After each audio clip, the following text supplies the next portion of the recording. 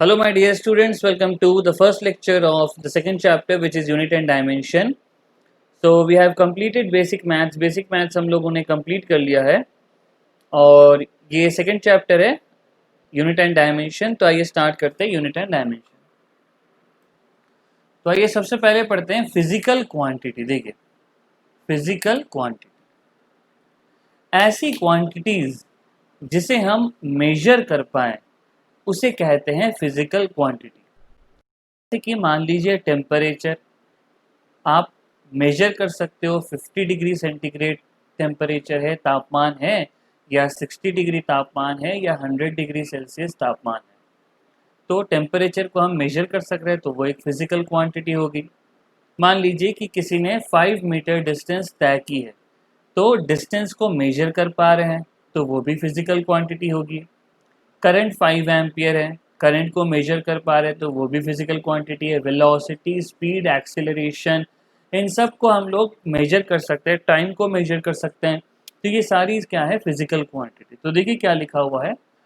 The quantities which can B measured by an instrument and by means of which we can describe laws of physics are called physical quantity. तो ऐसी quantities जिसको हम major कर सकते हैं और जिसके सहारे से, जिसके हेल्प से हम डिफरेंट लॉज ऑफ फिजिक्स को क्या कर सकते हैं? डिस्क्राइब कर सकते हैं. जैसे कि मान लीजिए कि ग्रेविटेशन फोर्स होता है F इक्वल्स टू, या मान लीजिए ग्रेविटेशन फोर्स है, दो मास के बीच में ग्रेविटेशन फोर्स लग रहा है. अब उसको डिस्क्राइब कैसे करेंगे? उसको न्यूटन ने बोला कि force is directly proportional to product of mass and inversely proportional to square of distance between them. ठीक है ना, आप लोगों ने ये ग्रेविटेशन पढ़ा हुआ है.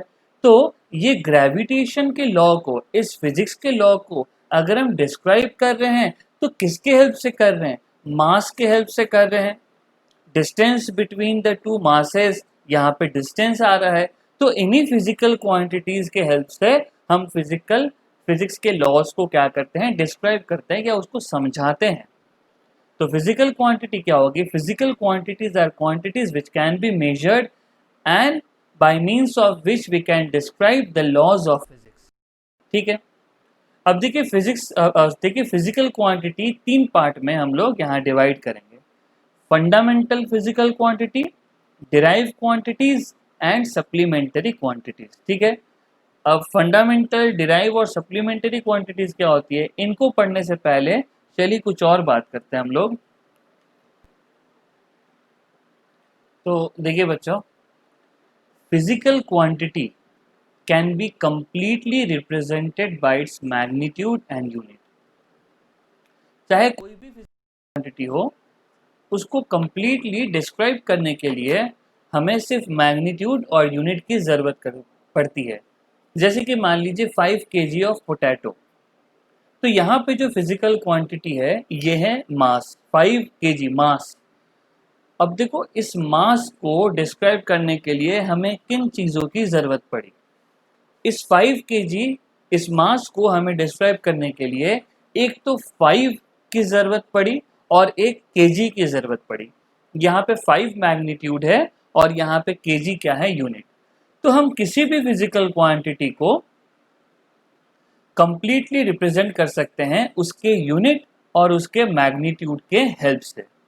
फॉर एग्जाम्पल यहाँ पे लिखा हुआ है, देखिए 10 मीटर. 10 मीटर का मतलब क्या है? मीटर एक लंबाई है, लेंथ है. तो यहाँ पे जो फिजिकल क्वांटिटी हो वो लेंथ है. तो 10 मीटर लेंथ का मतलब क्या है? पे जो यूनिट है वो मीटर है. यहाँ पे जो यूनिट है वो मीटर है. और इस फिजिकल क्वांटिटी में इस मीटर का 10 टाइम्स लिया गया है. इसका मतलब 1 metre, 2 metre, 3 metre, 4 metre, 5 metre, 6 metre करते करते आप 10 टाइम्स मीटर इसके अंदर है. तो for example 10 metre means a length which is 10 times the unit of length. और यहाँ पे यूनिट क्या है? मीटर. देखिए नेक्स्ट क्या लिखा हुआ है. To represent a physical quantity we choose a unit. तो किसी भी फिजिकल क्वांटिटी को रिप्रेजेंट करने के लिए हम एक यूनिट चूज कर लेते हैं. जैसे यहाँ पे जो यूनिट चूज की गई है वो है मीटर.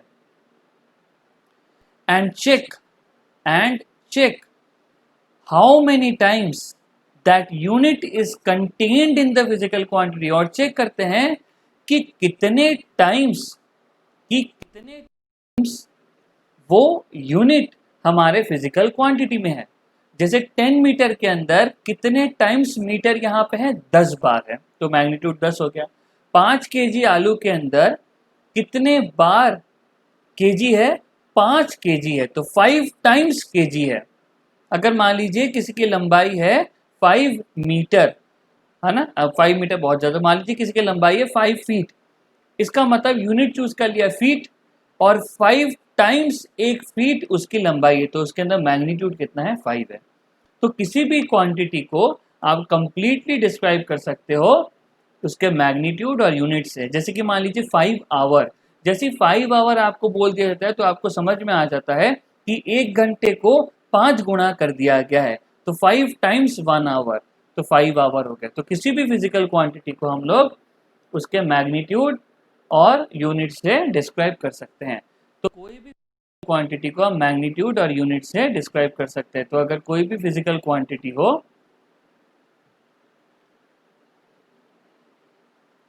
तो हम उसको लिख सकते हैं, मैग्नीट्यूड को n लिख देते हैं और यूनिट को u लिख देते हैं, ठीक है ना। और ये जो n इंटू यू होता है ये हमेशा होता है कांस्टेंट। कैसे कांस्टेंट? अब मान लीजिए 5 केजी आलू बोल दिया गया, 5 केजी ऑफ पोटैटो। अब 5 केजी ऑफ पोटैटो अगर आप इंडिया में मांगो फिर भी शॉपकीपर समझ में आ जाएगा कि ये कितना मांग रहा है, 5 केजी। और अगर यही 5 केजी पोटैटो आप यूएसए में जाके मांगो फिर भी वो शॉपकीपर समझ जाएगा, अच्छा इसको 5 केजी पोटैटो चाहिए।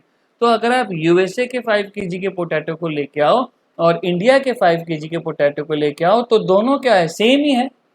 इसमें भी 5 केजी है, इसमें भी 5 केजी है। तो ये 5 केजी जो है इंडिया में 1 केजी और यूएसए में अलग 5 केजी ऐसे नहीं है। ये जो 5 केजी है ये जो फिजिकल क्वांटिटी है ये कांस्टेंट है। अगर इंडिया में वो 5 केजी है तो आप उसको कहीं बाहर लेके चल जाओ वो फिर भी 5 केजी का ही रहेगा। अगर ये पेन यहाँ पे 1 मीटर का है तो अगर आप इसको यूएसए में लेके जाओ फिर भी ये 1 मीटर का ही रहेगा, ठीक है ना। वो मत समझना कि सर टेम्परेचर के साथ लेंथ बढ़ जाती है, वो सब बात की बात है। यहाँ पे अगर ये 1 मीटर है तो यूएसए में भी ये 1 मीटर ही रहेगा। अपन सोच रहे कि टेम्परेचर कंडीशन सब कुछ सेम है, तो यहाँ 1 मीटर वहाँ भी 1 मीटर। तो ये जो फिजिकल क्वांटिटी होता है n इंटू यू ये होता है बच्चों कांस्टेंट। इसका मतलब हमें ये पता लगा कि मैग्नीट्यूड इन्वर्सली प्रोपोर्शनल टू है यूनिट के। वेरी इंपॉर्टेंट, इससे हम लोग एक एप्लीकेशन भी करेंगे बाद में जाके कि मैग्नीट्यूड है इन्वर्सली प्रोपोर्शनल टू यूनिट। इसका मतलब ग्रेटर द यूनिट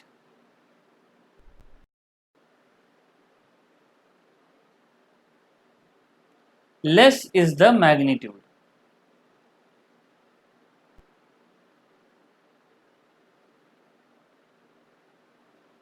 ठीक है ना। जैसे हम आपको बताते हैं 1 किलोमीटर बराबर 1000 मीटर, सही बात है। तो देखो अगर आपने यूनिट को बढ़ा दिया, यहाँ पे यूनिट क्या है, यहाँ पे यूनिट है किलोमीटर, तो देखो न्यूमेरिकल हो गया 1। और अगर आप यूनिट को कम कर दो, मीटर ऑब्वियस सी बात है किलोमीटर से कम है, अगर आप यूनिट को छोटा कर रहे हो तो ये न्यूमेरिकल वैल्यू बड़ा हो जा रहा है, जिससे कि फिजिकल क्वांटिटी क्या रहे, कांस्टेंट रहे। तो हम यहाँ से लिख सकते हैं n1u1 बराबर है n2u2। तो अगर यहाँ पे यूनिट किलोमीटर है तो देखो इसका जो मैग्नीट्यूड है 1, लेकिन आपने अगर तो कम कर दिया तो मैग्नीट्यूड ऑटोमेटिकली बढ़ गया, क्योंकि ये इन्वर्सली प्रोपोर्शनल है। तो जब आप मीटर यूज कर रहे हो तो मैग्नीट्यूड ऑटोमेटिकली 1000 हो गया है। लेकिन इसका ये मतलब नहीं है कि 1000 मीटर 1 किलोमीटर से बड़ा हो गया, दोनों एक ही चीज है, बस लिखने का जो यूनिट अपन ने चूज की है वो अलग अलग चूज की है। एक में लेंथ की यूनिट हमने मीटर चूज की है, दूसरे में हमने लेंथ की यूनिट क्या चूज की है, किलोमीटर चूज की है।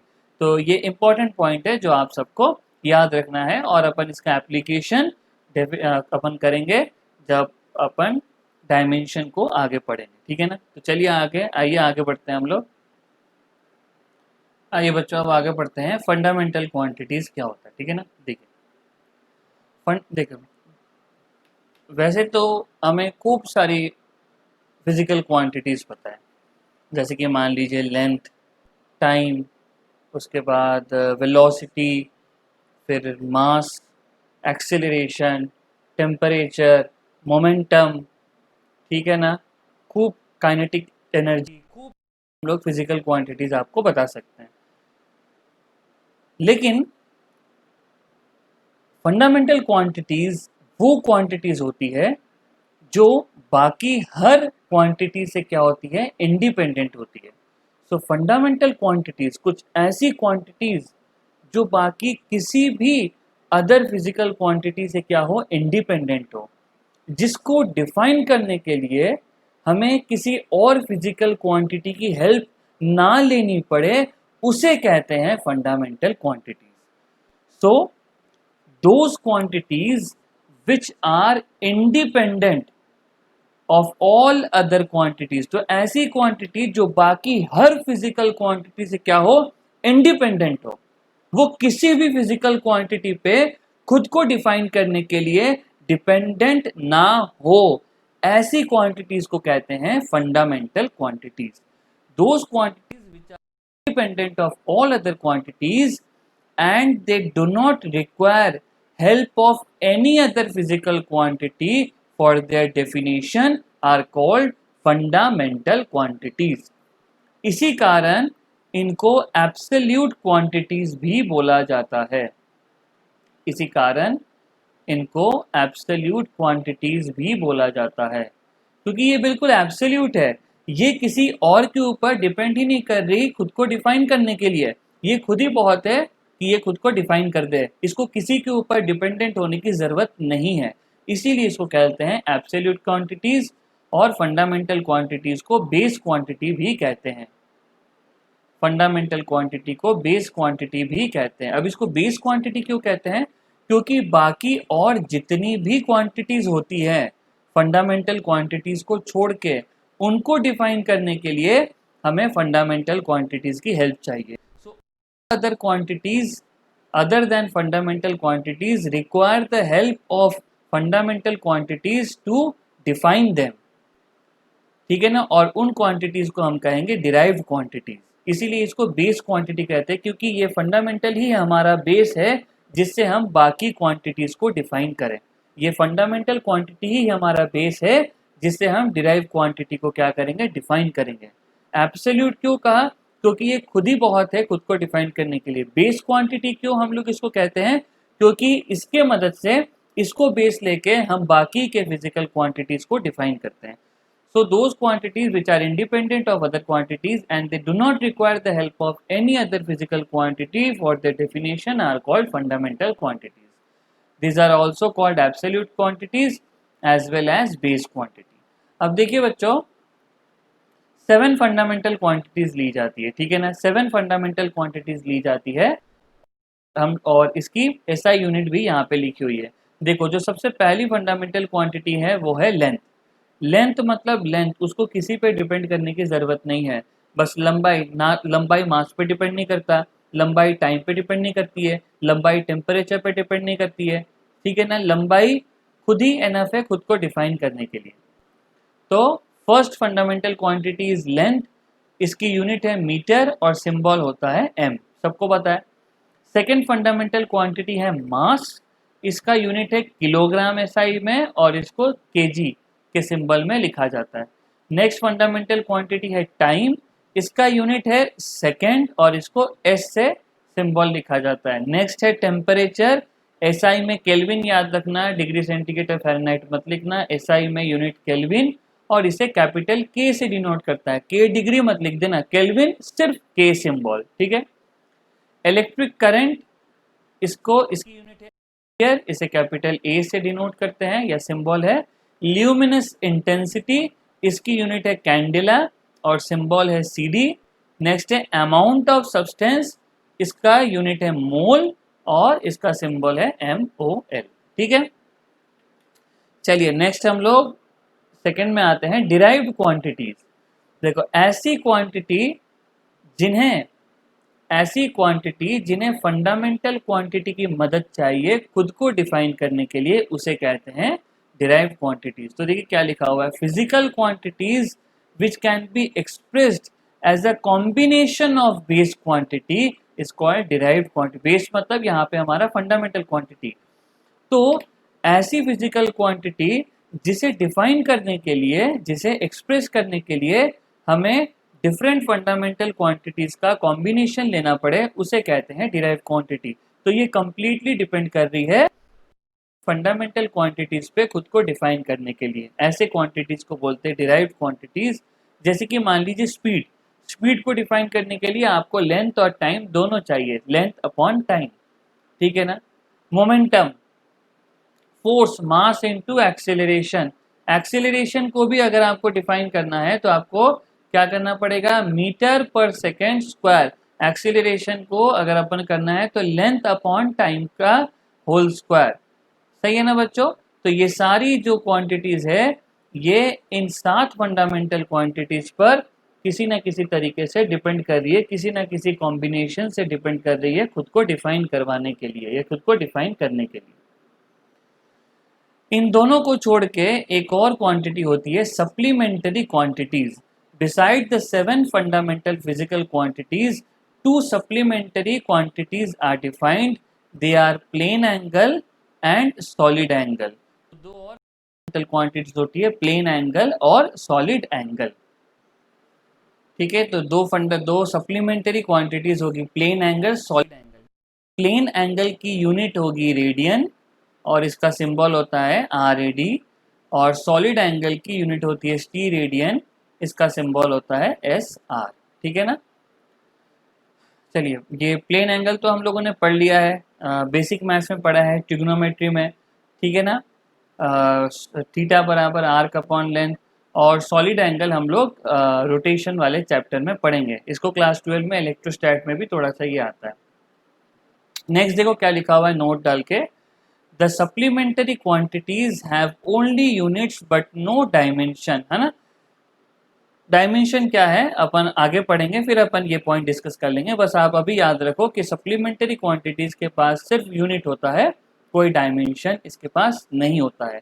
और दो सप्लीमेंटरी क्वांटिटी क्या है, plane angle, solid angle. Plane angle का यूनिट रेडियन, सॉलिड एंगल का यूनिट स्टीरेडियन। ठीक है बच्चों। तो आइए बच्चों अब आगे बढ़ाते हैं। क्लासिफिकेशन ऑफ यूनिट्स बिल्कुल सिंपल है, फर्स्ट लेक्चर है, एकदम इंट्रोडक्शन वाला पार्ट है, थ्योरी वाली पार्ट है, कोई न्यूमेरिकल नहीं है, बस समझते जाना है, पढ़ते जाना है। क्लासिफिकेशन ऑफ यूनिट्स, देखो सबसे पहले फंडामेंटल और बेस यूनिट। ठीक है ना, आप नाम से ही समझ गए होंगे कि फंडामेंटल क्वांटिटीज की जो यूनिट होगी उसे फंडामेंटल यूनिट कहेंगे या बेस यूनिट कहेंगे। ठीक है ना। The units of fundamental quantities base units. In SI there are 7 base units, जो कि हम लोगों ने अभी पढ़ लिया यूनिट SI में, मीटर, किलोग्राम, है ना, अमाउंट ऑफ सब्सटेंस का मोल, एम्पियर, केल्विन, कैंडेला, ये सब हम लोगों ने पढ़ लिया है। तो फंडामेंटल और बेस क्वांटिटी, बेस यूनिट्स क्या है, फंडामेंटल क्वांटिटीज की जो यूनिट है उसे बेस यूनिट कहेंगे। और डिराइव यूनिट क्या है, the unit of derive quantities और units that can be expressed in terms of base units are called derive units. तो बेस क्वांटिटी की जो यूनिट होगी वो बेस यूनिट कहलाएगी, या फिर ऐसी यूनिट्स जिसको हम फंडामेंटल यूनिट के टर्म्स में लिख पाए। जैसे कि मान लीजिए कि स्पीड की यूनिट, स्पीड की यूनिट क्या है, स्पीड की यूनिट हम लिखेंगे मीटर पर सेकेंड। ठीक है ना, स्पीड की यूनिट हो जाएगी मीटर पर सेकेंड। तो यहाँ पे मीटर पर सेकेंड जो यूनिट है वो एक क्या है, डिराइव यूनिट है, क्योंकि मीटर पर सेकेंड किससे एक्सप्रेस की गई है, एक तो मीटर से एक्सप्रेस की गई है और एक सेकेंड से एक्सप्रेस की गई है। तो मीटर पर सेकेंड को दो फंडामेंटल यूनिट द्वारा हम लोगों ने एक्सप्रेस किया है, तो ये डिराइव यूनिट। जैसे कि न्यूटन, न्यूटन क्या होगा, अगर हम देखेंगे तो न्यूटन या केजी मीटर पर सेकेंड स्क्वायर। तो न्यूटन को एक्सप्रेस करने के लिए न्यूटन यूनिट किसकी है, फोर्स की है, और फोर्स एक डिराइव क्वांटिटी है। तो डिराइव क्वांटिटी की यूनिट क्या होगी, डिराइव यूनिट होगी। अब फोर्स, न्यूटन क्या है, फोर्स की यूनिट है। अब न्यूटन को अगर आप एक्सप्रेस करोगे तो आप लिखोगे केजी मीटर पर सेकेंड स्क्वायर। तो न्यूटन को एक्सप्रेस करने के लिए फंडामेंटल यूनिट्स की हेल्प लेनी पड़ रही है, तो ये क्या होगी, डिराइव यूनिट्स। ठीक है बच्चों, अब आगे पढ़ते हैं। हम लोग सिस्टम ऑफ यूनिट्स के बारे पढ़ते हैं, ठीक है। तो आइए बच्चों अब सिस्टम ऑफ यूनिट्स देखते हैं। देखो सिस्टम ऑफ यूनिट्स क्या है, a complete set of units, a complete set of both fundamental and derived quantities for all kind of physical quantity is called system of unit। तो system of unit क्या है, एक complete set of unit जिसके अंदर सारे fundamental quantities होंगे, चाहे वो जिसके अंदर सारे फिजिकल क्वांटिटीज होंगे, चाहे वो फंडामेंटल हो या वो डिराइव्ड हो। तो ऐसे एक सेट ऑफ यूनिट्स को हम लोग कहते हैं सिस्टम ऑफ यूनिट्स। अब देखो हम लोग चार सिस्टम ऑफ यूनिट्स देखेंगे, एमके, सीजीएस, एफपीएस और एसआई सिस्टम। एसआई सिस्टम में मैंने ऑलरेडी आपको बता दिया है, और इसके अंदर देखो सारे फिजिकल क्वांटिटी तो हम लिख नहीं सकते हैं, है ना, फिजिकल क्वांटिटी बहुत सारी है, फिर तो बस पूरा दिन ही इसी में निकल जाएगा कि हम फिजिकल क्वांटिटी लिखते जाए और उनकी यूनिट्स लिखते जाएं, ठीक है ना। तो हम लोग कुछ फंडामेंटल क्वांटिटीज के यूनिट लिख लेंगे, ठीक है ना। तो फंडामेंटल क्वांटिटीज के यूनिट के लिए हम देख लेंगे। देखो सबसे पहला जो सिस्टम है वो है एमकेएस, आपको नाम से पकड़ना है, ठीक है ना। मीटर किलोग्राम सेकेंड, एम से मीटर लेंथ के लिए, मास के लिए किलोग्राम और टाइम के लिए सेकेंड, ठीक है। सीजीएस सेंटीमीटर, जी से ग्राम, एस से सेकेंड। एफपीएस, एफ से फुट, पी से पाउंड, ठीक है ना, हम यहाँ लिख देते हैं, सेंटीमीटर मीटर तो आपको पता है, फुट, पाउंड और एस से सेकेंड, ठीक है ना। अब देखो एमके, सीजीएस और एफपीएस में तीन फंडामेंटल यूनिट्स ली जाती है, लेंथ, मास और टाइम। और एसआई यूनिट में, एसआई यूनिट क्या है actually, it is an extension, it is an extension of MKS unit where we include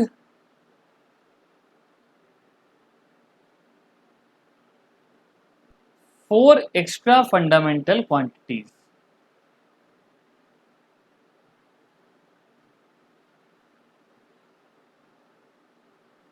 ठीक है। तो एसआई सिस्टम एमके सिस्टम का ही एक एक्सटेंशन है जिसके अंदर हम लेंथ, मास और टाइम, देखो मैकेनिक्स में फंडामेंटल क्वांटिटीज के अंदर लेंथ, मास और टाइम ही आता है। अब एमके सिस्टम में लेंथ, मास और टाइम को फंडामेंटल यूनिट लिया गया था। अब एसआई सिस्टम में साइंटिस्ट ने क्या किया कि चार और फंडामेंटल क्वांटिटीज जोड़ दिए, जिनको हम लोगों ने पहले ही हम लोग देख चुके हैं। लेंथ, मास और टाइम छोड़ के चार और है, temperature, electric current, luminous intensity and amount of substance. इनकी यूनिट हो जा रही है respectively kelvin, ampere, candela and मोल, ठीक है। तो डिफरेंट सिस्टम ऑफ यूनिट्स के अंदर आ गए MKS, CGS, FPS. Length, mass, time, MKS metre kilogram second, CGS centimetre gram second, FPS foot pound and second. अब इनको छोड़ के एसआई सिस्टम एक और होता है। एसआई सिस्टम क्या है, एमके सिस्टम का ही एक एक्सटेंशन है जिसके अंदर हम लोग फोर और फंडामेंटल यूनिट्स को लेते हैं, जो कि है temperature, amount of substance, luminous intensity and current electricity, जिनको कि हम लोग पहले देख चुके हैं, या इलेक्ट्रिक करंट, ठीक है ना। तो ये तो हो गया बच्चों बेसिक, बिल्कुल यूनिट एंड डायमेंशन का बिल्कुल बेसिक, फंडामेंटल क्वांटिटीज, फिर फंडामेंटल यूनिट, फिजिकल क्वांटिटीज क्या होता है, डिफरेंट टाइप की यूनिट देख ली, डिराइव क्वांटिटी देख लिया, सप्लीमेंट्री क्वांटिटी देख लिया, सप्लीमेंट्री यूनिट्स भी देख ली, रेडियंस, टी रेडियन, ये सब कुछ हम लोगों ने देख लिया। नेक्स्ट क्लास से हम लोग डायमेंशन स्टार्ट करेंगे और उसके एप्लीकेशन स्टार्ट करेंगे, अंदर क्वेश्चंस आएंगे, न्यूमेरिकल्स आएंगे, ठीक है बच्चों। तो पढ़ाई करते रहिए and God bless you all, thank you so much.